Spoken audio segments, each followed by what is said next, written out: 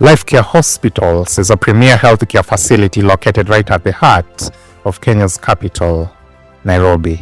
This modern facility that is part of the larger LifeCare group of hospitals continues to offer quality medical services to communities at the eastern side of cosmopolitan Nairobi, namely Mlolongo, Syokimau, and the Mavoko regions. Right at the leadership of this healthcare facility is its Chief Executive Officer, Mr. Deep Bhayani. Mr. Deep Bhayani, the CEO for LifeCare Hospitals, is a man whose story speaks truth to resilience and stubborn hope.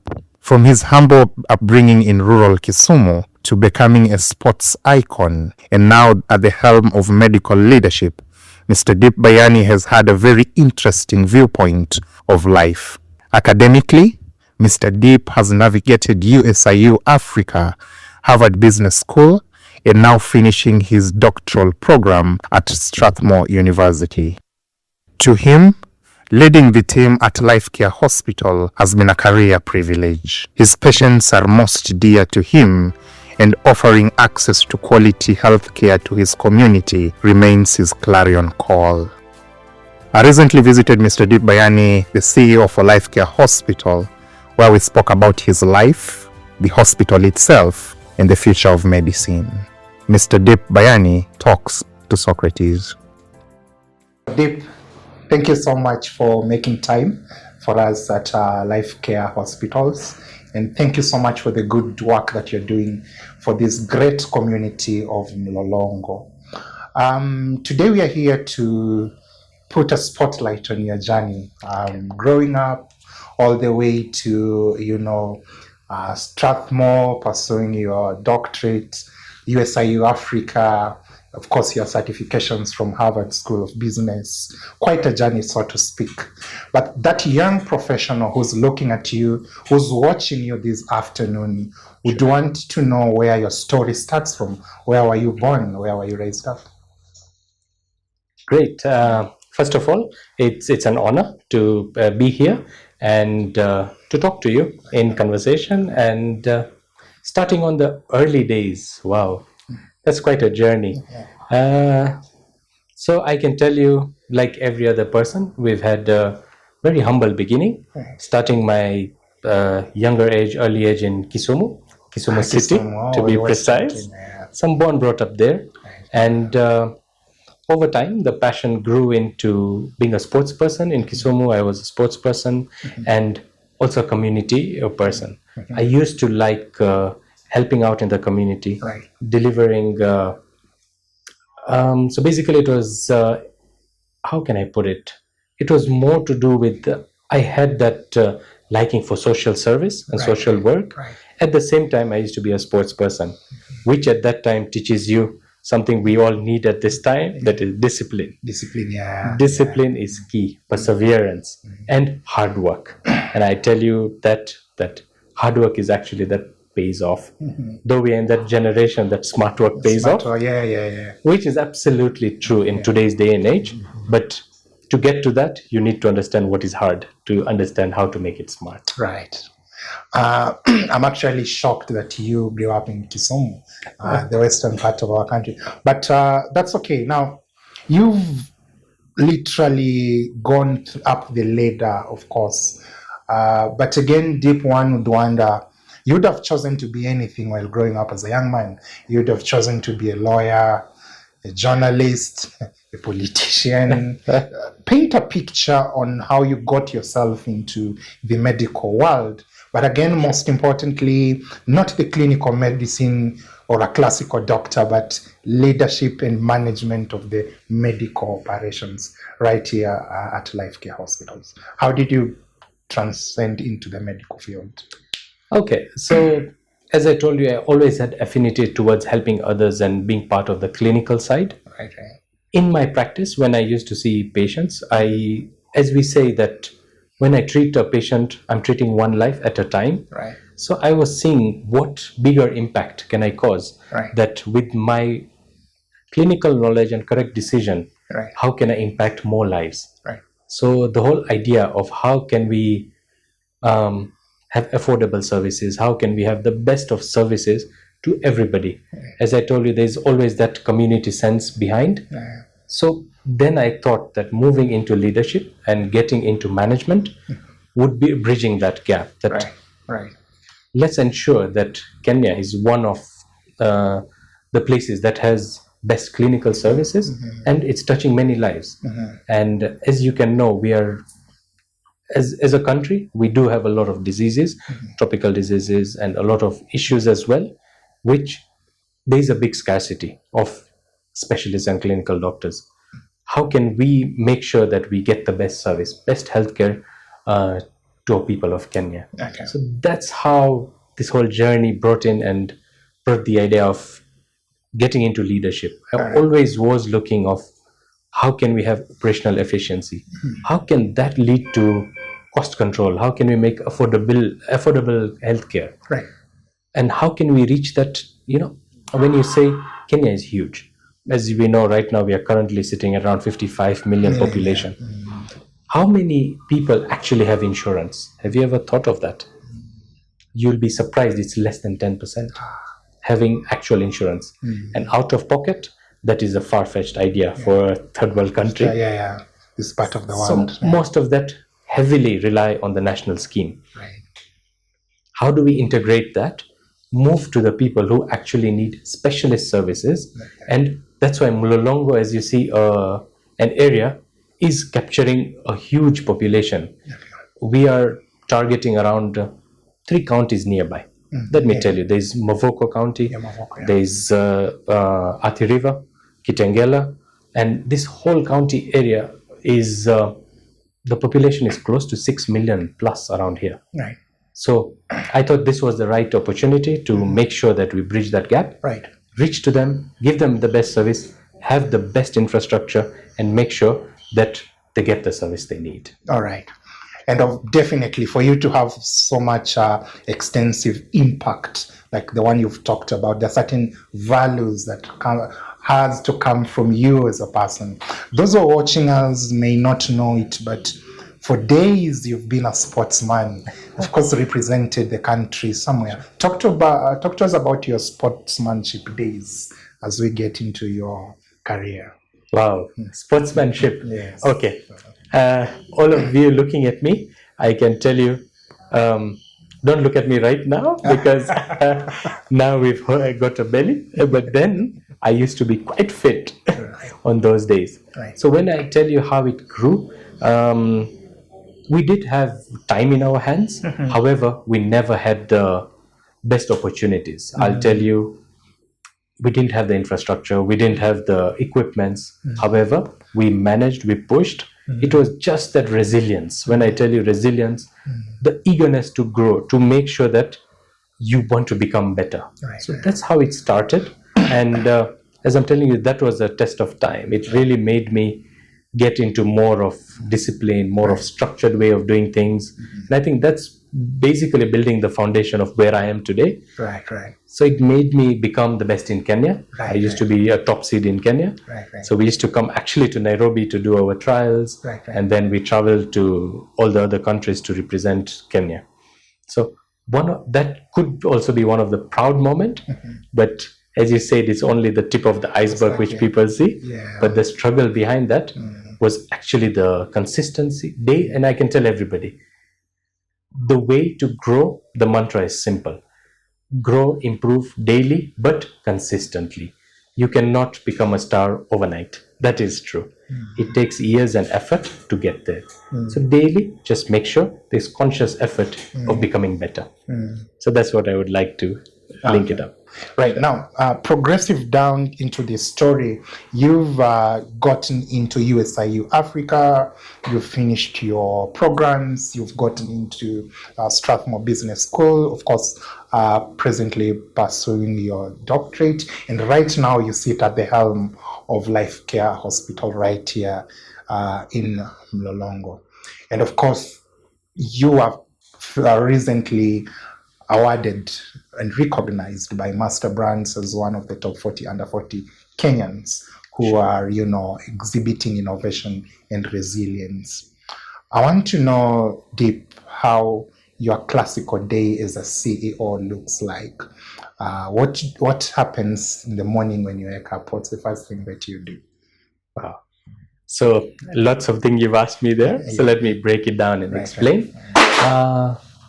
When you ask me a typical day of when I come, there's a lot of prioritization and understanding the key issues, challenges for the day. My day starts off with, of course, understanding all the challenges that have happened. Understand one thing: life care, not even life care, any hospital for that matter, healthcare in general is very dynamic, and no single day is the same like the other. So it's not by the book. Every day comes with its own unique challenges. So every day you come, there's always to understand what are the challenges, how can we do, what can we do, and how can we make it better. It's always a teamwork. We always have a team discussion, and trust me, the best of the solutions come from the team. Yours is just to guide them, to ensure that things are moving, but the best solutions come from them. So we plan the day, we discuss how can we make it better, what is the end game. Are you solving an issue? Is it a customer service related? Is it a patient experience related? Is it a structural challenge? Is it anything could be a challenge on a day. So that's how we prioritize, ensuring that everything is working. Now, when I tell you that, there is something which always is back of the mind, which I'll tell you that, we have some core values of the hospital and the principle by which we are here. So of course there's some values which I stand by as a person, and some of them which I would share with you is like accountability, integrity, and also professionalism, and most importantly, respecting a patient.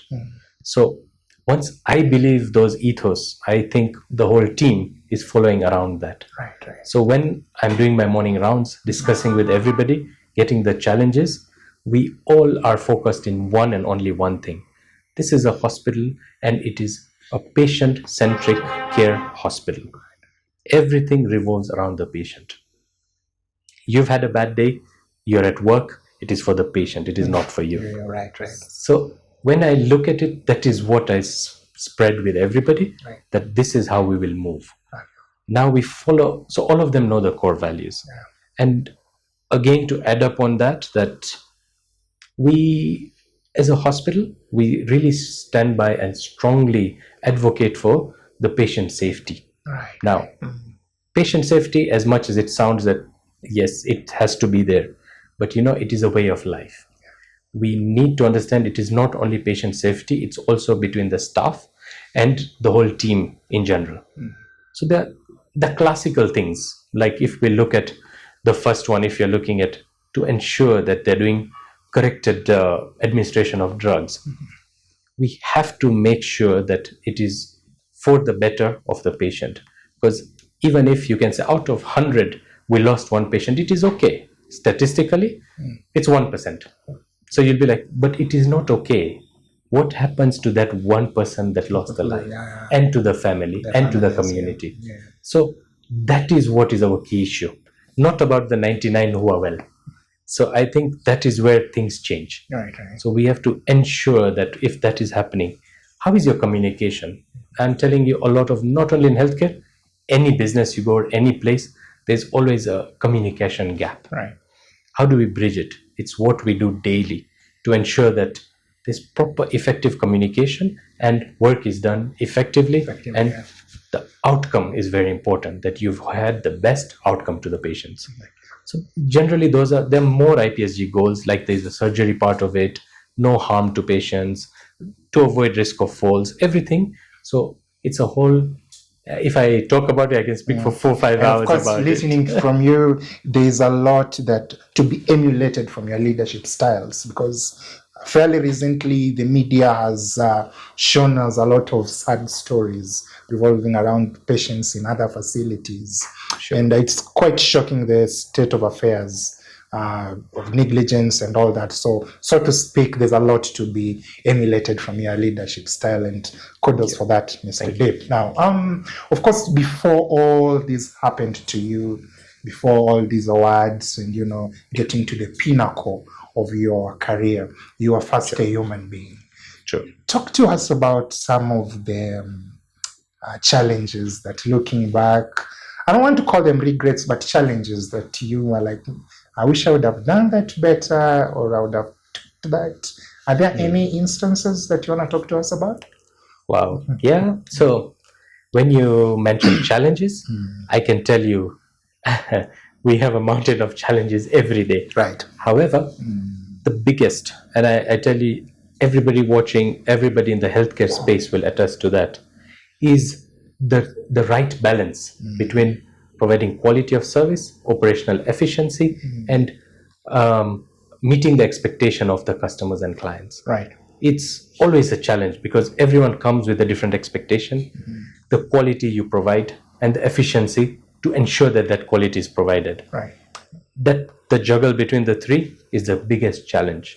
And on top of that, all of that comes down to also the resources. Right. So when you bring them all together, I think those are the kind of challenges we deal with daily basis. Right. That, okay, what can we do to make sure we get the maximum out of it and ensure that the patient is catered for first. That's the priority. And of course, now, before we get to candidly talk about the future of both Mr. Deep Bhayani as a person and, of course, LifeCare Hospital, let's talk about the recently concluded Top 40 Under 40 Awards. Sure. Shows that you are below the age of 40, but you know, moving and shaking the healthcare industry. What does this award mean to you, Mr. Deep? So, wow, again, first of all, looking at my white beard, yes, 40 is this year, so I'm still under 40, so yes, well, and so I would like to thank Master Brands for such an award and recognition. Right. And for me personally, this award is, it's actually quite quite humbling, I can tell you. It's not, I wouldn't say it, it's actually more sense of responsibility. Right. To bring out to people that, yes, now you have a responsibility, you have shown what you've done, and you want to go to greater lengths. Right.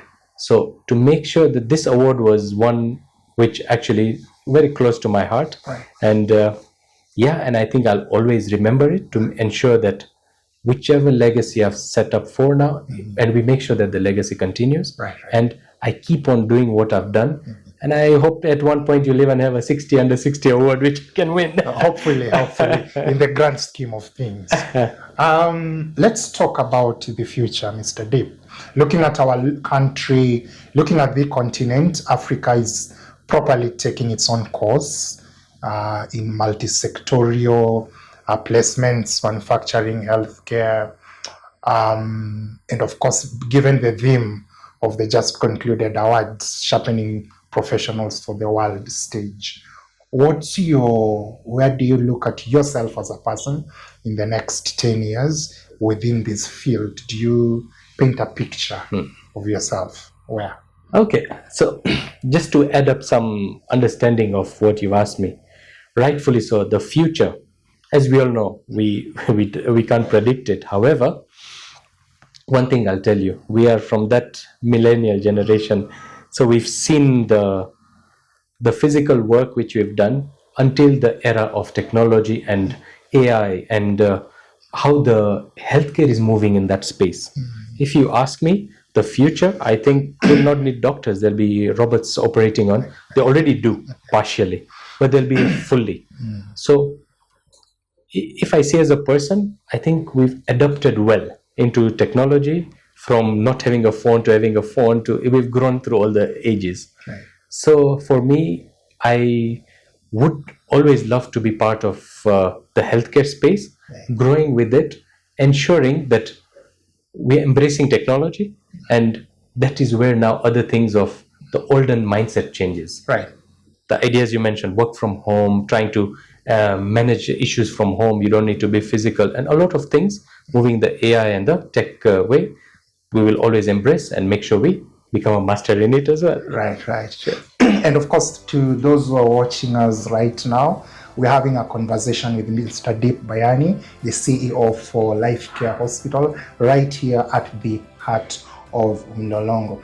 We have a very interesting partnership with Lotfa Resort in Diani, where they are giving offers to all the top 40 under 40 winners of the just concluded CEOs Awards. You can fly into Diani, check into LifeCare Resort this Easter. You're gonna be able to spend 3 days and pay for only 2, courtesy of the top 40 under 40 awards. You can check out LifeCare Resort, all their offers, all their placements online, and you're gonna be assured of an amazing time during this period of Easter. Remember, their website is www.lotfareresortdiani.com.